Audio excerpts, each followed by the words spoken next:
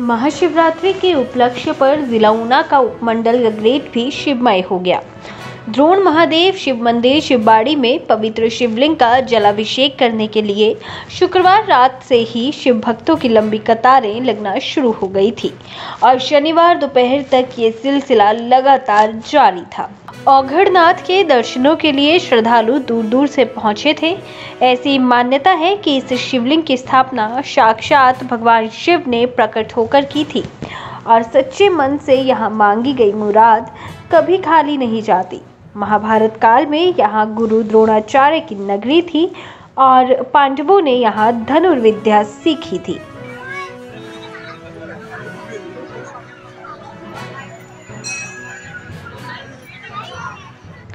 मंदिर के आसपास घना जंगल भी फैला हुआ है। इस जंगल की लकड़ी केवल शव जलाने व धार्मिक अनुष्ठान में ही उपयोग होती है।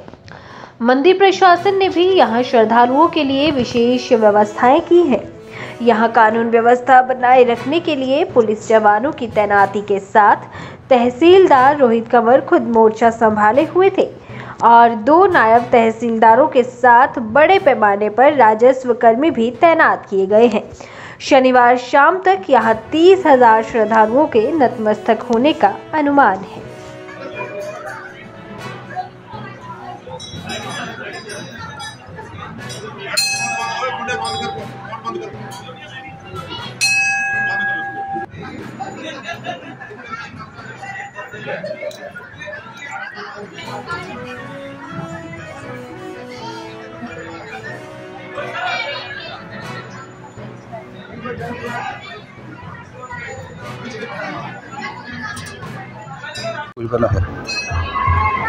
मंदिर के इतिहास के बारे में बताएं। ओम नमः शिवाय। सभी भक्तजनों को पहले तो शिवरात्रि की बहुत बहुत शुभकामनाएं। भोले शंकर जी का आशीर्वाद सब भक्तों के ऊपर बना रहे। और मैं अजय शर्मा, द्रोण शिव मंदिर शिवबाड़ी पुजारी अम्बोटा से बोल रहा हूँ। ये जो मंदिर है ये गुरु द्रोणाचार्य जी के टाइम का है।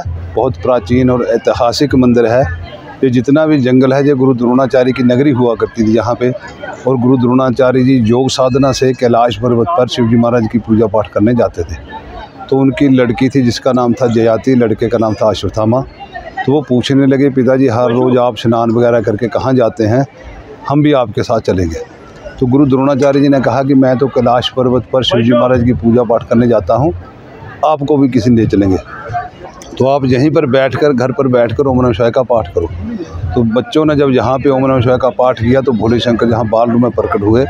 जब बच्चों को पता चला कि ये भोले शंकर, तो उन्होंने हट किया कि आप यहीं पे रहो और आपकी पूजा पाठ यहीं पे किया करेंगे। तो उन बच्चों के हट करने के ऊपर उन्होंने जो है ये जहाँ पे वो किया, तो उसके बाद बाल रूप में जब प्रकट हुए तो बच्चों को जब पता चला कि ये भोले शंकर है तो उन्होंने हट किया कि आप भी यहीं पर रहो और आपकी पूजा पाठ यहीं पर किया करेंगे।